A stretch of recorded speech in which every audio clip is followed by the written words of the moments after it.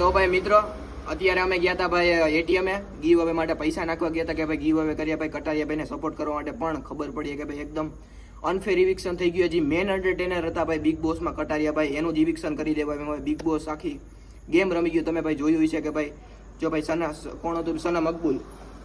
સના મકબૂલ તો કે ભાઈ ડબલ મેળા. રણવીર સૌર્ય તો કે ભાઈ સલાહ સૂચન.